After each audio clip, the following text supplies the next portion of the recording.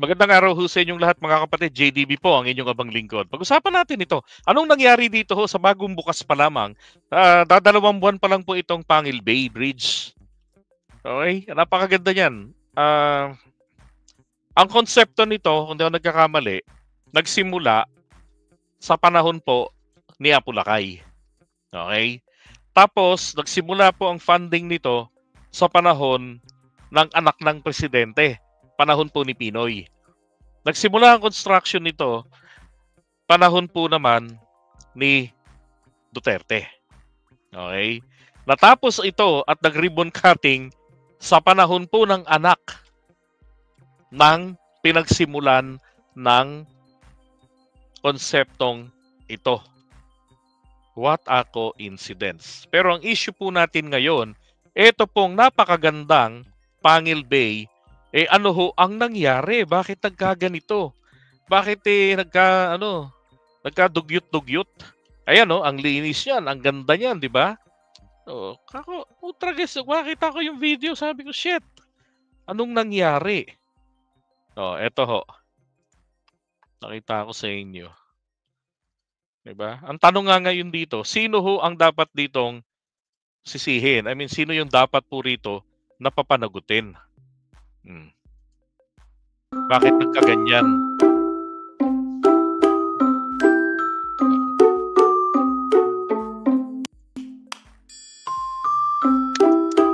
Sabi nung iba, mukhang edited. Lalo na yung mga diehard na mga pro BBM. Hindi ho yan, hindi po ito edited. Actual video po ito. Dalawang video po nakuha ng magkaibang panahon. Ang ipakikita ko po sa inyo ngayong gabi. Ito, daytime ito.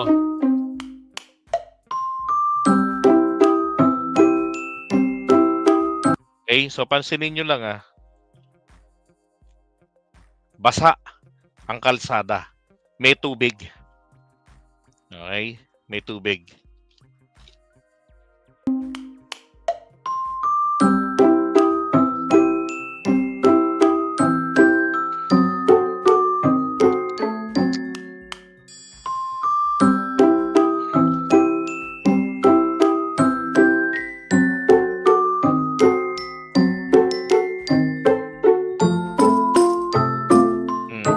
Ito naman, gabi naman po itong kuha na to.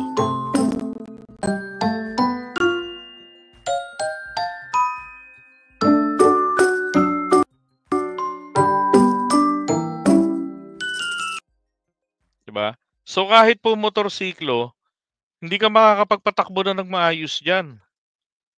Okay? Hindi ka makakapagpatakbo ng maayos. Kasi nga, magiging problema mo dyan, lulundag-lundag yan. Kawawa ka dyan sa klase ng lubak. Ngayon ho, kaya ko binanggit kanina na pansinin nyo, merong tubig. Ang espalto ho ay mahina po ito sa tubig. Lalo na kapag ito po ay substandard. At substandard po ang timpla ng spaltong nilagay dyan. Ito, sanay ako sa ganyan rito sa amin sa Quezon City, ang ginagawa rito, hindi na po ginigiba yung kalsada. Kahit na ito'y lubak-lubak, tatabunan lang ng Quezon City, ng local DPWH namin, ng spalto. Okay? Tatabunan lang yun para, bumango ang pagalan sa eleksyon. Ang problema namin ito, pag bumuhos ang malakas na ulan, lalo na kapag binaha yan na tabunan, at nasagasaan ang mga gulong ng sasakyan, tuklap yung spalto. Kasi, correct, babad sa tubig. Ayaw na ayaw yan ng spalto. Tingnan nyo, may tubig pa rin. So malamang may problema ho dito. Bukod sa substandard, halata hong manipis ang spalto ritong nilagay. Ayan Diba? Ang nipis. Manipis lang. Dapat makapal-kapal man lang yung nilagay na spalto dyan. Wala ngang graba, puro lang, spalto, tas maliliit na mga Parang gravita lang yung nilagay. 'Di ba? Sabi ni bakit hindi pa ayusin kaysa magturuan pa, Diyos ko. Unang-una sa amin lang naman 'tong mga vloggers, mga nakapuna. Okay? So, siyempre sa government, mahiya naman sila na hindi pa yan ayusin. Pero, sino po ba talagang dapat na rito? Kastiguhin, bakit nagkaganito to? Ang pangit tuloy. 'Di ba? So kung tingnan nyo sino ba talaga ang sabi nga, sino ba talagang may project dito? Okay, unang-una, ito po yung itsura niyan. Okay, so ito yung pinakamahabang tulay so far. Meron kasing siguro malilipas sa panahon, pag nagpasinaya na ron, matatabunan to. Pero so far, ito pong Pangil Bay Bridge ang pinakamahaba. Okay? Yan. So September 27, 2024, nagkaroon po ng unveiling. Okay, so dadalawang buwan pa nga lang sabi, September, October, November. Dalawang buwan. Okay? Yan yung haba niya. Teka ha.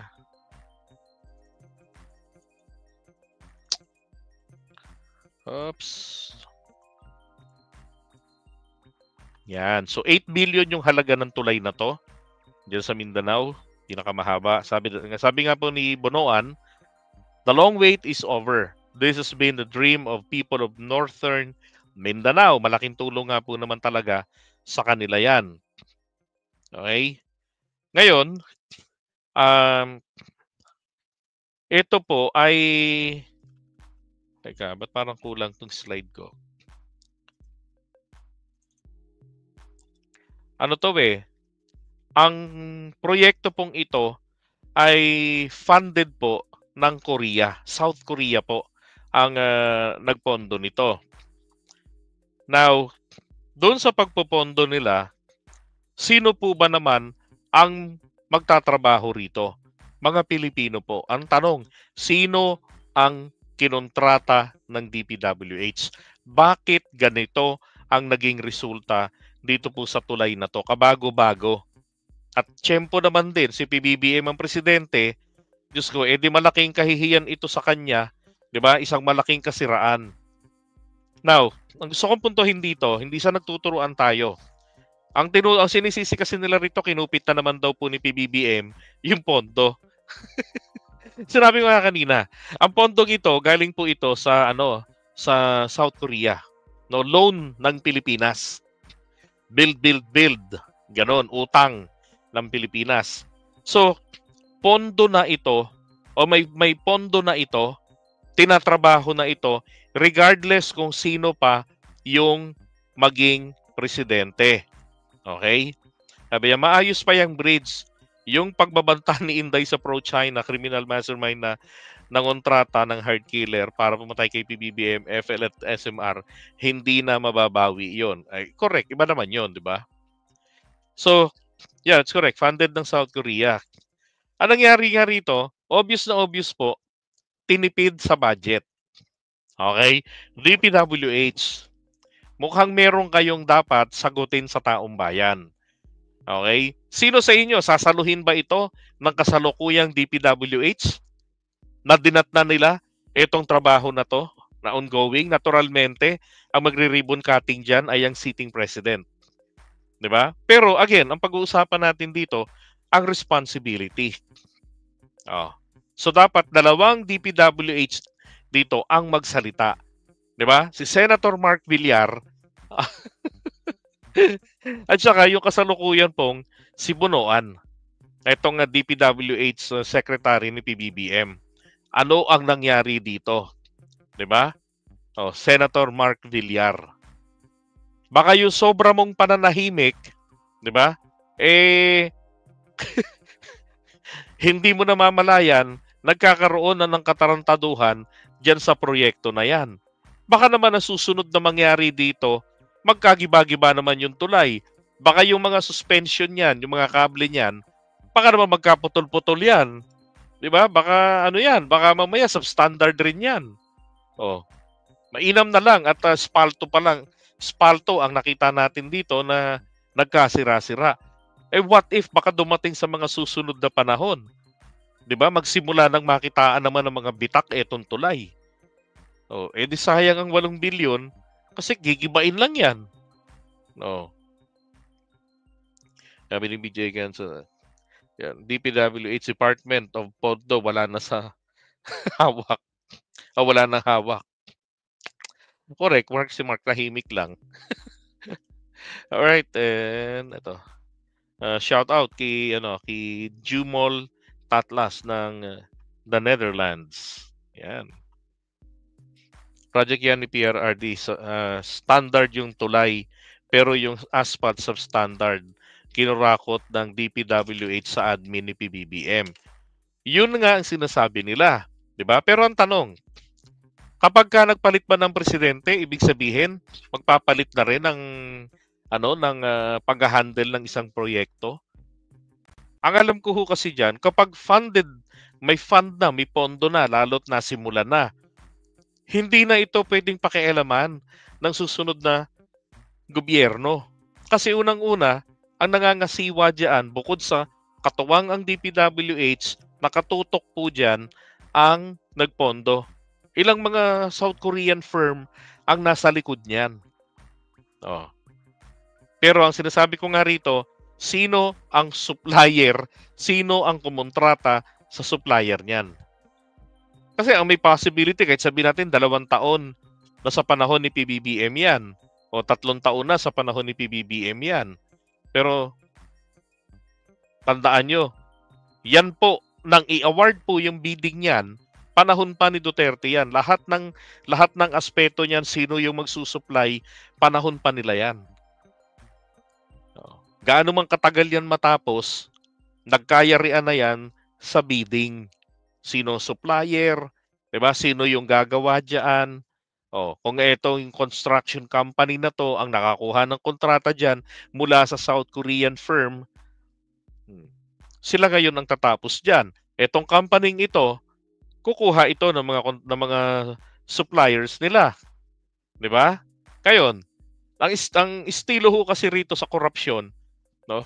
Hindi ko ini-involve ang presidente kung sino man. Ang sinasabi ko rito, kapag may kinalaman ng mga LGU diyan, nako, 40% po, 35 to 40% ang napupunta sa bulsa ng mga LGU officials. Pati barangay captain may kickback. Anong gagawin ng kontraktor? 'Di ba? Lalo na yung kontraktor na nakiusap lang na kumbaga biding-bidingan.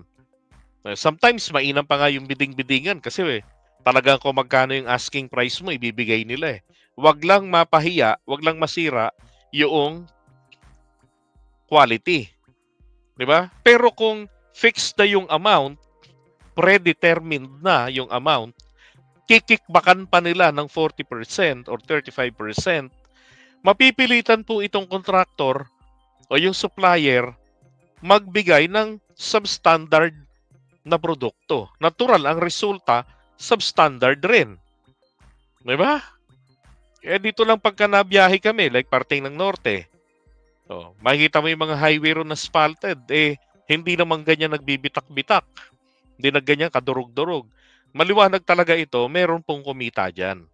Okay, again, I'm calling out the President na ito ho'y bigyan nyo ng pansin at ang atin pong DPWH sa ilalim po ng inyong pamumuno, may kailangan hong sagutin dito. May kailangan silang imbestigahan. And for the meantime, di ba, kakayurin po yung na yan, yung spalto na yan.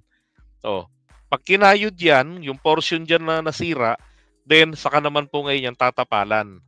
Ganun yung mangyayari. Kunin yung spalto na yan, lutuin ulit yata nila uli yan. Pero papalitan yan. At pag may bitak uli, ganun lang. 'Di ba? Ang pangit naman. Sayang. Kaya mahirap sa sa mga mga proyekto. Kaya ang China nung may kontrata rito na na ginagawa nila, ayaw nila na merong involvement ang Filipinong supplier. Ang gusto nila lahat, pati yung manpower kanila. Kasi nga kinikikbakan ng mga LGU. Kaya yung ginawa ron sa Binondo, yung tulay, Ayaw ng China na Pilipino titira doon. Sila ang gumawa. Manpower, engineering. Ang Filipino lang doon, mga taga-walis-walis, taga-pulot ng tornilyo. Yun lang ang papel ng ilang Filipino ron. Ay nako, nakakairita. 'Di ba? Dapat dito may maparusahan. Hindi ho kasi tayo nagbibigay ng matinding parusa eh. Yun ang problema ng Pilipinas eh. Pagdating ho sa mga katiwalian, wala tayong mabigat na parusa. Kaya wala hong natatakot. 'Di ba? Kaya nga dapat dito, pagka ganyan, babaan yung threshold ng plunder. Sapat na siguro na kapag 1,000,000, pwede na hong plunder. Ang parusa, depende na lamang po sa bigat, di ba? Yung gravity ng kanyang ginawang pandarambong sa kabangyaman ng bayan. Oh. Kapag sobrang laki, edi dapat, ganun rin, katumbas ng kanyang kalayaan o buhay, ang penalty. Di ba? Nag-research ako kanina, hindi ko talaga humahagilap kung sino yung contractor eh. Hindi Chinese ang contractor. Korean po. Pure Korean po. Wala pong kinalaman ng China dito. No, ang mangyari ho kasi nito, hindi ho ito magugustuhan ng China. Ng China, ng South Korea na nagpondo nito. Na nagkaganito yung proyekto nila. Na pagdating sa Pilipinas, yung proyekto nilang pinondohan, nagkaleche-leche. Samantalang sa bansa nila, wala. Sa ibang bansang tinulungan nila, wala. Sa Pilipinas lang nagkaganito. 'Di ba? Ay nako. Nakakabwisit. Wala magagawa ang administrasyon kung hindi talaga i-shoulder yung pagpapaayos nito. At dapat po may ulong gumulong. Yan ang nararapat sa atin. Merong maparusahan. Hindi yung ibabaon na lamang sa limot. Okay? Ay talaga. Sa Korea pa, kaso kinupit ng Pinoy na senador. Si Furious Protector, si Bongo. Sabi niya, sino kaya? No? Sabi ni Sakgad Gamer, sino kaya ang contractor diyan? No, sumagot si Lori. Chinese contractor, si Bongo. Senator Mark Villar, another po ang sa inyo.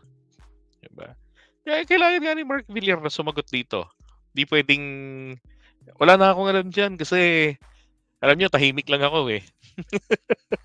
Parang si Lito Lapid lang din pala yan, si Mark Villar eh. No? Langya. Hindi nga natutulog sa session, pero parang tulog.